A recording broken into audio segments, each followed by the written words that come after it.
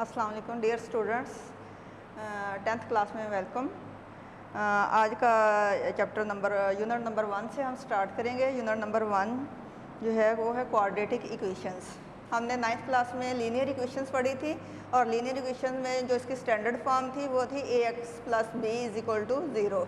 तो आज हमने क्वाड्रेटिक इक्वेशंस पढ़नी है। क्वाड्रेटिक इक्वेशंस की डेफिनेशंस जो है वो यहाँ बोर्ड पे मैंने लिख दी है। An equations which contains the square of the unknown variable quantity but no higher power is called a quadratic equations or an equations of the second degree। यानी इस क्वाड्रेटिक इक्वेशंस को हम सेकंड डिग्री भी बोलते हैं। क्यों बोलते हैं कि इसमें जो हमारी स्टैंडर्ड फॉर्म है ax² + bx + c = 0, यहाँ पे x की डिग्री 2 है। पहले हमने लीनियर इक्वेशंस पढ़ी थी। लीनियर इक्वेशंस में हमारी जो स्टैंडर्ड फॉर्म थी वो थी ax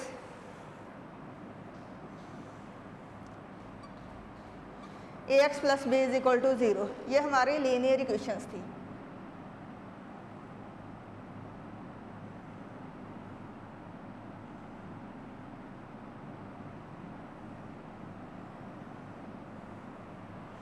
लेकिन 10th क्लास में यूनिट नंबर 1 जो है वो क्वाड्रेटिक इक्वेशन का है। तो इसके जो क्वाड्रेटिक इक्वेशंस है इसकी है ax² + bx + c = 0 is called the general और standard form of quadratic equation. ये इसकी जर्नल फॉर्म है या इसको स्टैंडर्ड फॉर्म बोलते हैं। आगे जो हम क्वेश्चंस करेंगे 1.1 में तो उसमें लिखा होगा कि आपके जो क्वेश्चंस दिए होंगे उसको आप स्टैंडर्ड फॉर्म में करें। तो जो क्वेश्चंस होगा हमने उसको इसी तरतीब के साथ कि पहले x² की वैल्यू, उसके बाद x की वैल्यू + bx, ये a, b और c यहाँ पे क्या हैं, लीनियर्स नंबर्स हैं। ax² + bx + c है यहाँ पे कोई constant value = 0 is called general और standard form of quadratic equation. अब इसमें क्या है, a0 = 0, यानी a की वैल्यू अगर 0 हो गई तो फिर तो हमारे यहाँ पे bx + c वो आपकी लीनियर इक्वेशन बन जाएगी। तो इसलिए a जो है वो मस्ट भी 0 नहीं होना चाहिए। तो where a0 = 0 and a, b and c are real numbers. उसके दोबारा इसको मैं एक्सप्लेन कर देती हूँ। डेफिनेशन क्या है, an equations which contains the square of the unknown variable quantity. इसको वेरिएबल भी लिख सकते हैं, इसलिए मैंने ब्रैकेट्स में कर दिया।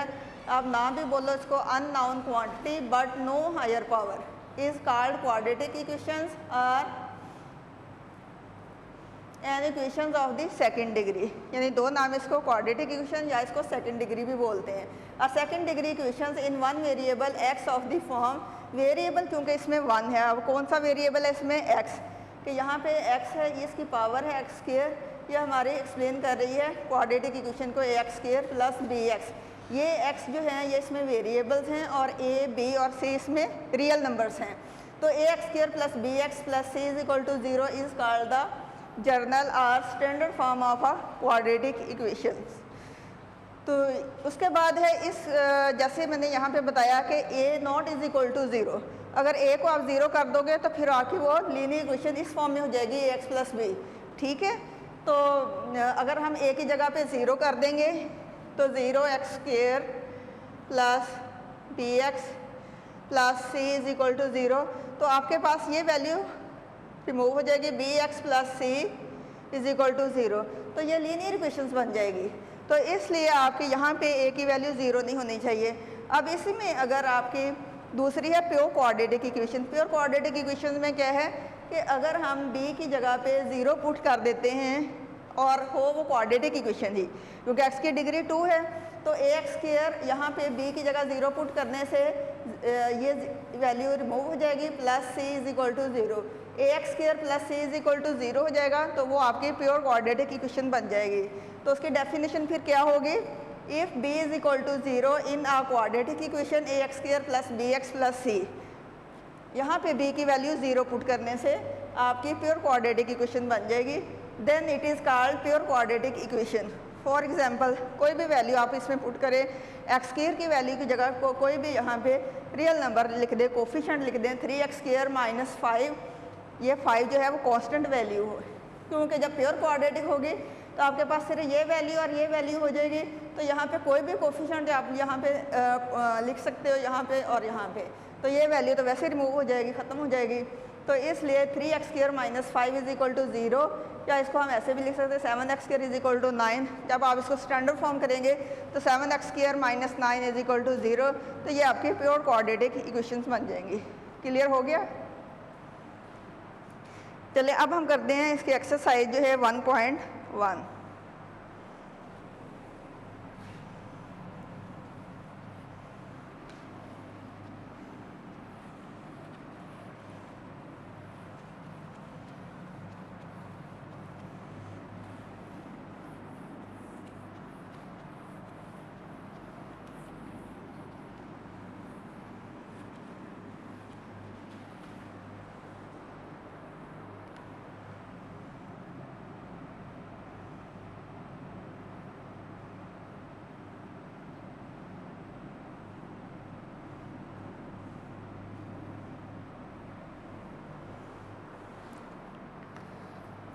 Question number 1.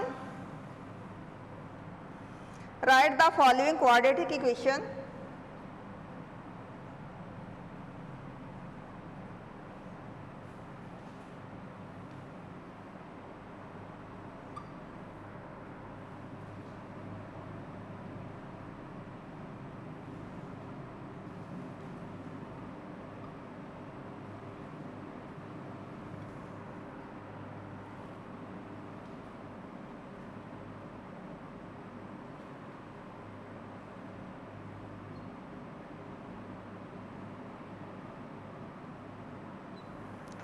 In the standard form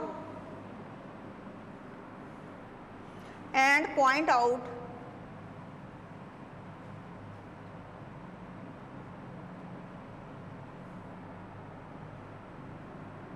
pure quadratic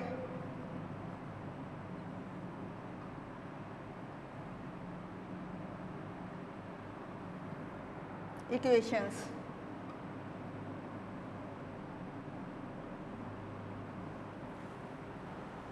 अब ये जो क्वेश्चन नंबर 1 है इसमें उन्होंने कहा कि right the following quadratic equations in the standard form and point out pure quadratic, यानी जब आप इसको सॉल्व करेंगे तो कुछ इसमें से स्टैंडर्ड फॉर्म में आपके क्वाड्रेटिक इक्वेशंस बनेंगी और जिसमें आपके पास x की वैल्यू नहीं होगी, b की वैल्यू 0 होगी। तो जाहिर सी बात है x स्क्वायर की वैल्यू तो होगी और कांस्टेंट वैल्यू भी होगी। तो जिसमें आपके पास फिर दो वैल्यूज होंगी, x स्क्वायर की वैल्यू और कांस्टेंट वैल्यू, वो आपकी प्योर क्वाड्रेटिक इक्वेशंस होगी। वो फिर आप साथ साथ एंड में मेंशन करेंगे कि ये आपकी क्वाड्रेटिक इक्वेशंस है या प्योर क्वाड्रेटिक इक्वेशन है। क्वेश्चन नंबर 1 का फर्स्ट पार्ट है x + 7 x - 3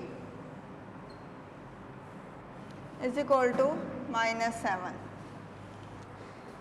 ये क्वेश्चन तो इजीली आप कर सकते हो, इसको आपने पहले 9th क्लास में भी किया हुआ है। जस्ट इसको सिर्फ सिंप्लीफाई पहले आपने करना है, इसको कि मल्टीप्लाई करना है। दो ब्रैकेट्स हैं, दो ब्रैकेट्स के अगर हों तो दरम्यान में कोई साइन नहीं है तो इट मीन्स ये मल्टीप्लिकेशन हो रही है। तो इन दोनों को मल्टीप्लाई करेंगे सबसे पहले।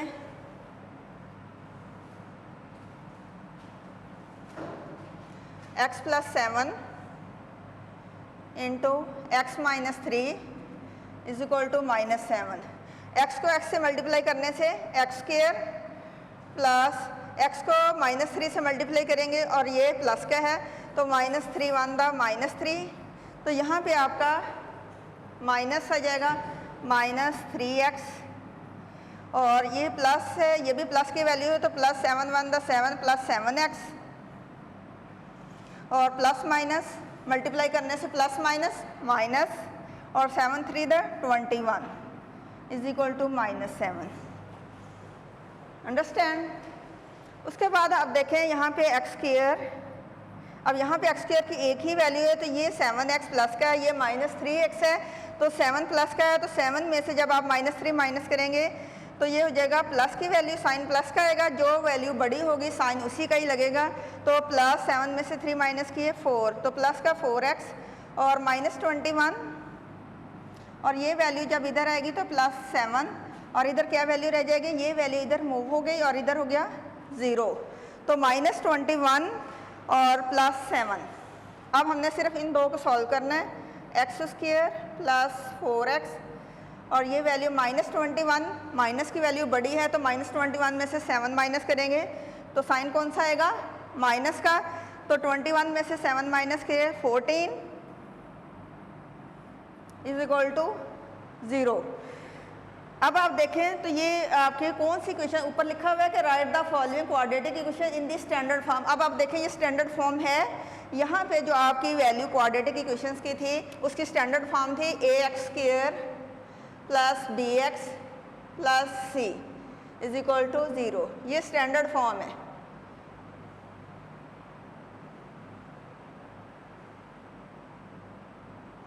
अब आप मैच करें इसके साथ, पहले वैल्यू आपकी वहाँ पे है x², तो यहाँ पे x² की वैल्यू, उसके बाद आपने देखें कि x की वैल्यू, यहाँ पे x की वैल्यू है जिसकी डिग्री 1 है, वो x की वैल्यू 4x, उसके बाद है c कांस्टेंट वैल्यू, तो यहाँ पे हमारी कांस्टेंट वैल्यू है -14 और उसके बाद इज इक्वल टू 0, तो स्टैंडर्ड फॉर्म आ गई। अब आपने देखना है कि ये क्वाड्रेटिक इक्वेशन है या प्योर क्वाड्रेटिक इक्वेशन है, जिसमें जाहिर सी बात है आपके पास यहाँ पे x की वैल्यू कोई होगी, तीनों वैल्यूज़ हैं, तो इट मीन्स ये क्वाड्रेटिक इक्वेशन है। आपने इसको स्टैंडर्ड फॉर्म है इसकी, तो आपने यहाँ पे लिख देना क्वाड्रेटिक इक्वेशन।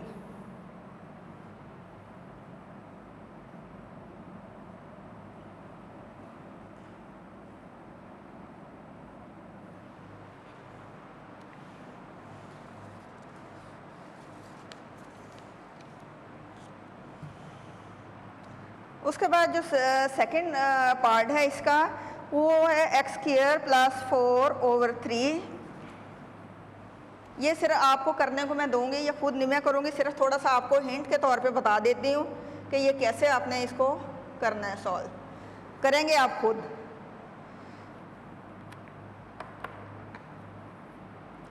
x² प्लस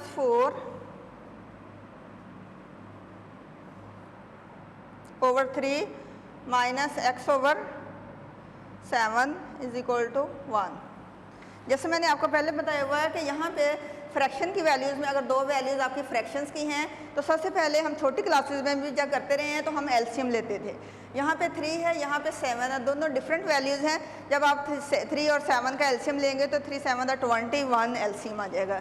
तो 21 अगर एलसीएम हुआ तो आपने इसको जब सॉल्व करना है तो 3 भी आपका एलसीएम 3 7 21, तो जब आपने x² प्लस 4 है, असूल ये है कि 21 को अंदर रखेंगे और 3 पे डिवाइड करेंगे, तो 3 7 21 7 आंसर आएगा। जो क्वोशंट आएगा उस क्वोशंट को आपने इस ऊपर वाली वैल्यू के साथ मल्टीप्लाई करना होता है। तो ज़ाहिर सी बात है 7 आ रहा है, तो अगर आप सिंपली इसको और आसानी से करना चाहें तो 3 7 21 है, तो दोनों मुख्तलिफ वैल्यूज़ हैं, तो आप 7 को इस x² प्लस 4 से भी मल्टीप्लाई कर सकते हो, फिर माइनस का साइन, और इस 3 को इस x से मल्टीप्लाई करें, ऊपर वाली वैल्यूज़ को सिंप्लीफाई कर लें उसको सॉल्व मल्टीप्लाई करने के बाद, और ये जो 21 होगा इधर आपकी है 1 की वैल्यू, तो ये 21 ज़ाहिर है इधर डिवाइड हो रहा है।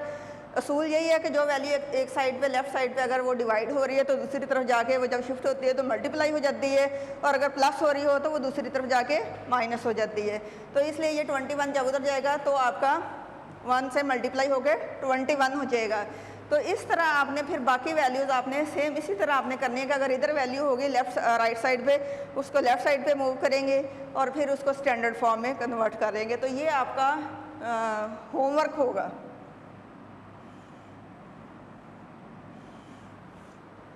सेकंड पार्ट इसका, और उसके बाद है इसका थर्ड पार्ट। थर्ड में क्योंकि आपके वेरिएबल हो जाते हैं, सेकंड मैंने इसलिए इसमें आपके डिजिट्स थे, तो ये आपने खुद करना है। जो इसका थर्ड पार्ट है वो मैं आपको थोड़ा सा आपको करवा देती हूँ ताकि आपको मज़ीद इसको एक्सप्लेन हो जाए इसके।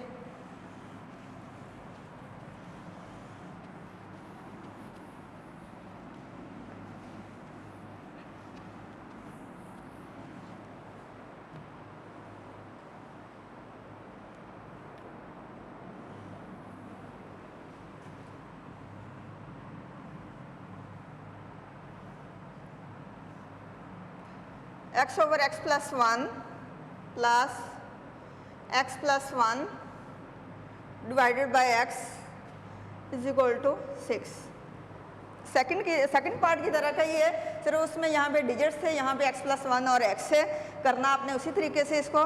जब आपने इसको सॉल्व करना है तो क्या करना है, इसमें भी आपके दो वैल्यूज़ फ्रैक्शन की हैं। इसके मुख्तलिफ मेथड्स हैं।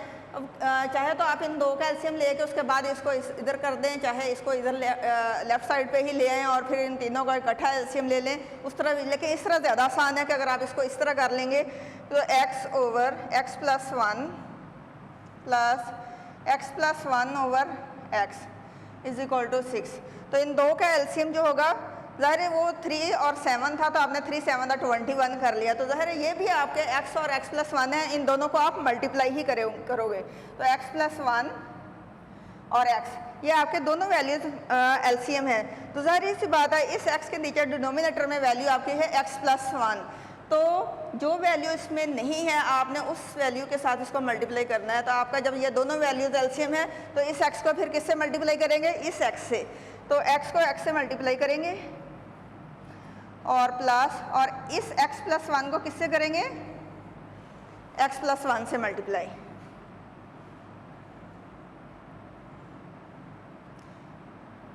Is equal to 6। यहाँ तक अब इस x को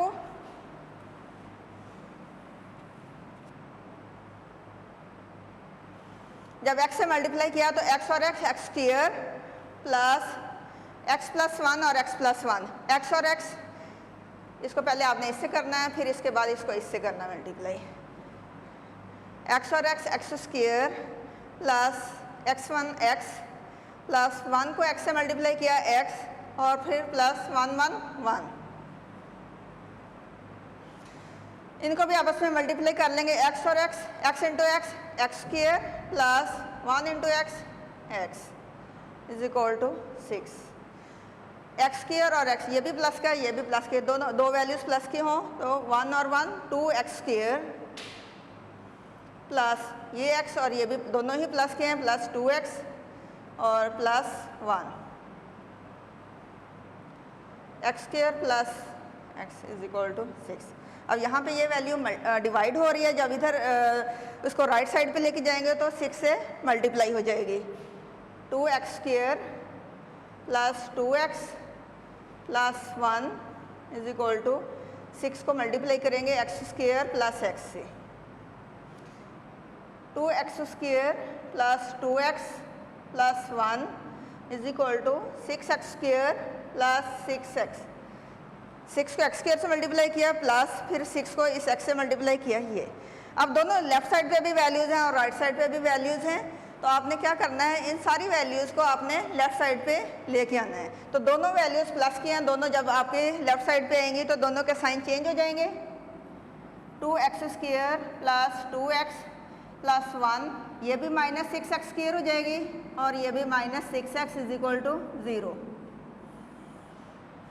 अब इसको आप सॉल्व कर लें, ये प्लस का 2x स्क्वायर है और उधर माइनस का माइनस 6x स्क्वायर है, तो साइन जो है वो माइनस वाली वैल्यू को जो वैल्यू जो है वो माइनस वाली वैल्यू बड़ी है, तो आपने क्या करना है, साइन फिर माइनस का लगेगा। माइनस 6 में से 2 माइनस किया तो माइनस 4x स्क्वायर, इधर माइनस 6x है और इधर प्लस 2x है, तो इधर भी आपका माइनस 4x, और जो कांस्टेंट वैल्यू है वो सिर्फ प्लस 1 है इज इक्वल टू 0।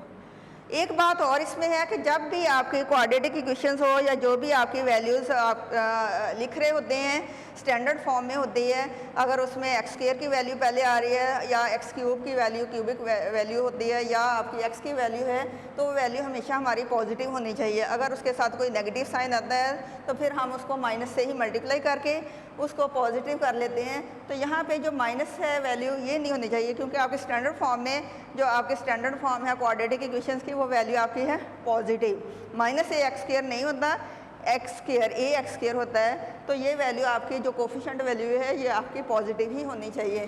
तो इट मीन्स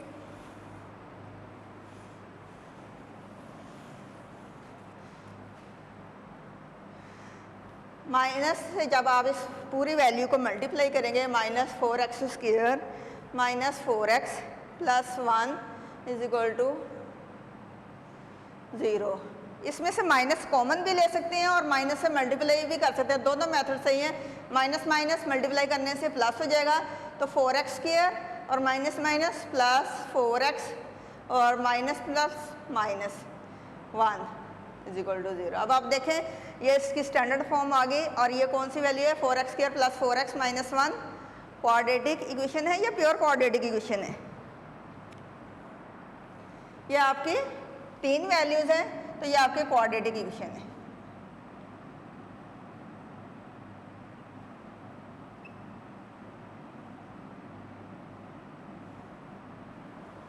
क्लियर हो गया? अच्छा, ये 2 क्वेश्चन मैंने आपको करवाए, तो उसके बाद आपने ये बाकी के जो रिमेनिंग पार्ट्स हैं 4, 5 और 6, ये आपने खुद इसको करना है और इसको उसी तरीके से करना है जैसे मैंने आपको ये 2 करवाए हैं।